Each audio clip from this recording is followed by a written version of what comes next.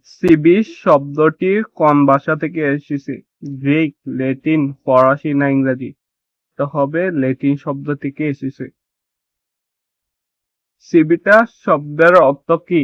নাগরিক না নগররাষ্ট্র, সমাজ না রাষ্ট্র?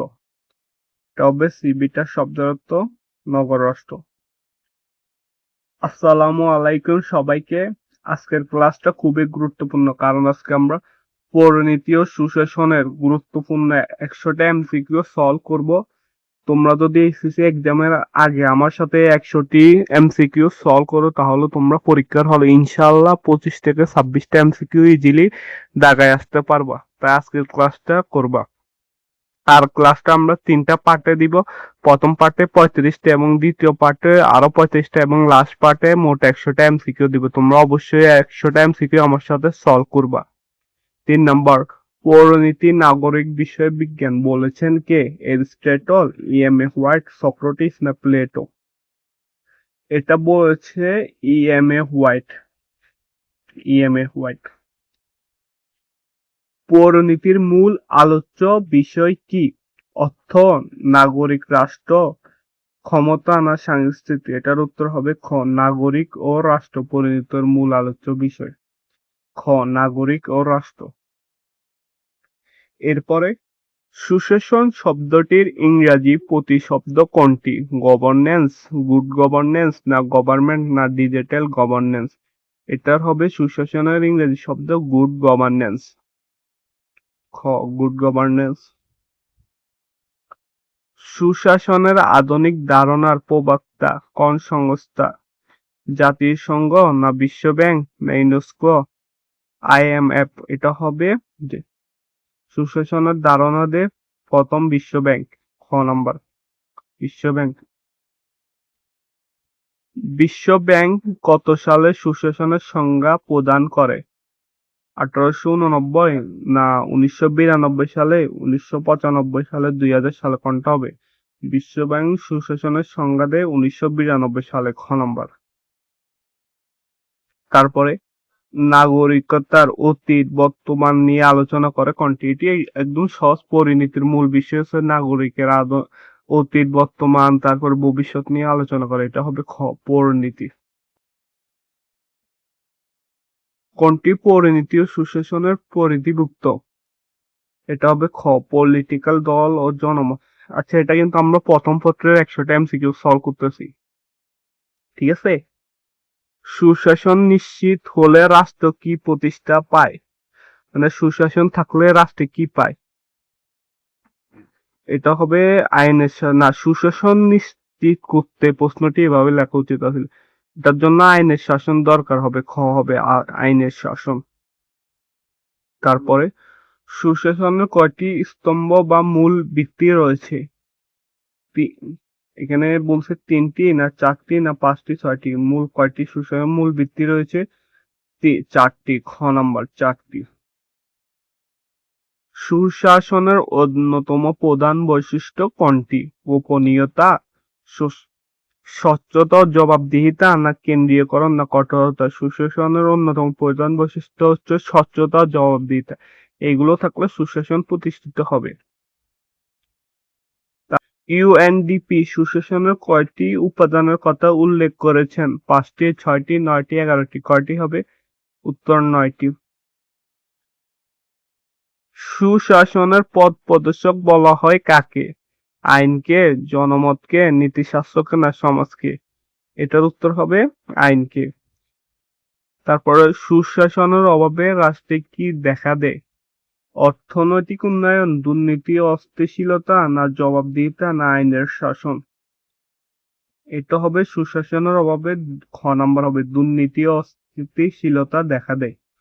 খ। সরকারের সিদ্ধান্ত গ্রহণ প্রক্রিয়ায় জনগণের অংশগ্রহণের সুযোগ থাকাকে কি বলে? আমলতন্ত্র না রাজনৈতিক অংশগ্রহণ না স্বৈরতন্ত্র বিচার বিভাগের স্বাধীনতা? এটা হবে রাজনৈতিক অংশগ্রহণ। খ, রাজনৈতিক অংশগ্রহণ। তারপরে 17 নম্বর, সুশাসন প্রতিষ্ঠার ক্ষেত্রে সবচেয়ে বড় প্রতিবন্ধকতা কোনটি? মানে সবচেয়ে বড় বাধা কোনটি সুশাসন প্রতিষ্ঠার জন্য? দারিদ্র্য, দুর্নীতি না শিক্ষার অভাব না জনসংখ্যার বৃদ্ধি? এটা হবে দুর্নীতি। দুর্নীতির জন্য সুশাসন প্রতিষ্ঠার বড় বন্ধকতা বা বাধা। এরপরে জবাবদিহিতা কয় ধরনের হতে পারে? 2 ধরনের, 3 ধরনের, 4 ধরনের না 5 ধরনের? জবাবদিহিতা 2 ধরনের হয়ে থাকে। আইনের দৃষ্টিতে সব নাগরিক সমান। এটি সুশাসনের কোন উপাদানের নির্দেশক? সমতা ও অন্তর্ভুক্তি। হ্যাঁ, এটা ক হবে। মানে আইনের দৃষ্টিতে সবাই সমান, সমতা হবে। এবার ক, সমতা ও অন্তর্ভুক্ত। সুশাসন প্রতিষ্ঠায় নাগরিকদের প্রধান কর্তব্য কোনটি? কর ফাঁকি দেয়া, আইন মান্য করা, শুধু অধিকার ভোগ করা না সরকারের সমালোচনা করা? এটা হবে সুশাসন প্রতিষ্ঠার জন্য সকলকে আইন মান্য করতে হবে, আইন মান্য করা, খ নাম্বার। তারপরে 21 নম্বর এমসিকিউ, মূল্যবোধ কি? রাষ্ট্রের আইন, মানুষের আচরণ ও পরিচালনকারী নীতি ও মানদণ্ড, না অর্থনৈতিক লাভ, না রাজনৈতিক ক্ষমতা? এটা তোমরা সকলের জানার কথা, কারণ কয়দিন পরে তোমরা পরীক্ষা দিবা। এটা হবে খ নম্বর, মানুষের আচরণ ও পরিচালনাকারী নীতি ও মানদণ্ড। খ, আইনের প্রাচীনতম উৎস কোনটি? প্রথা, ধর্ম, না বিজ্ঞানসম্মত আলোচনা, না আইনসভা? অনেকে এটা ধর্ম দিবে, এটা হবে ক, আইনের প্রাচীনতম উৎস হচ্ছে প্রথা। প্রথা। তারপরে ল শব্দটি কোন মূল শব্দ থেকে এসেছে? লেখ থেকে এসেছে, না লাক, না লাগু, না লক থেকে এসেছে? আইন হলো সার্বভৌমত্ব কর্তৃপক্ষের আদেশ। উক্তটি কে করেছেন বা উক্তটি কার? এরিস্টটলের, জন অস্টিন, না হল্যান্ডের, না উড্রো উইলসনের?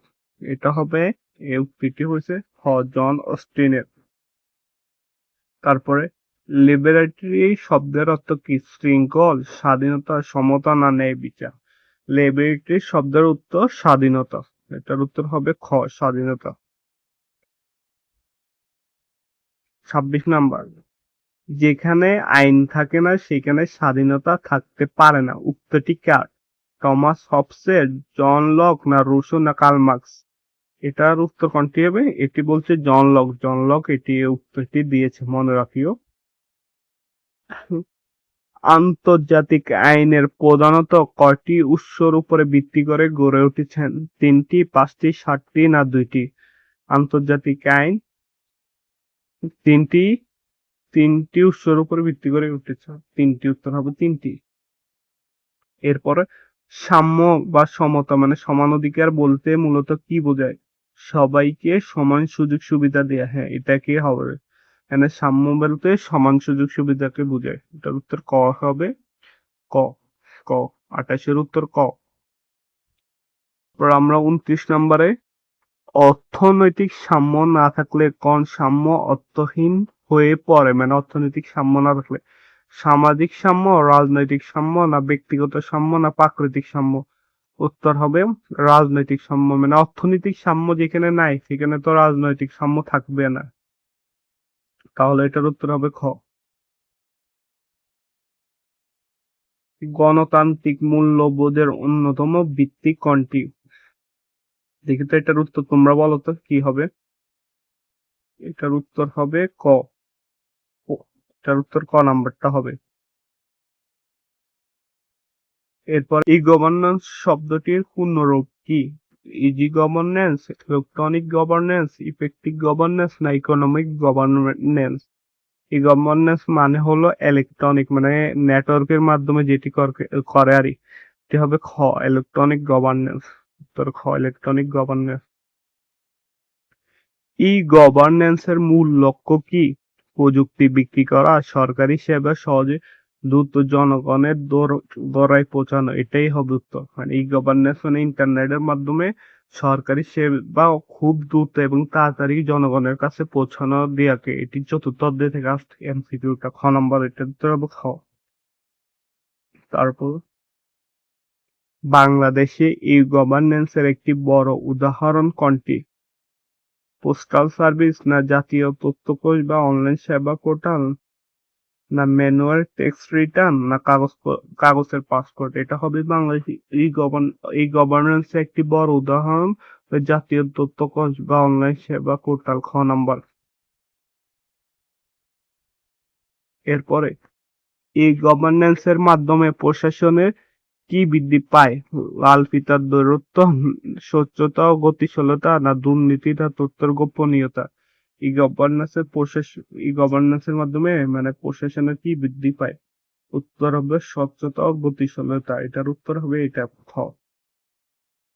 35 নম্বর এমসিকিউতে আসছে আমরা এই পার্টের লাস্ট এমসিকিউ, এবং আমরা সেকেন্ড পার্টে আমি খুব তাড়াতাড়ি আপলোড করবো, আরো 35টা এমসিকিউ থাকবে, এবং সর্বশেষ পার্টে 30টির মাধ্যমে আমরা 100টি এমসিকিউ কমপ্লিট করবো পরিণতি ও সুশাসন প্রথম পত্রের আর কি। এরপর আমরা দ্বিতীয় পত্র নিয়ে দেখি 100টা এমসিকিউ তৈরি করবো।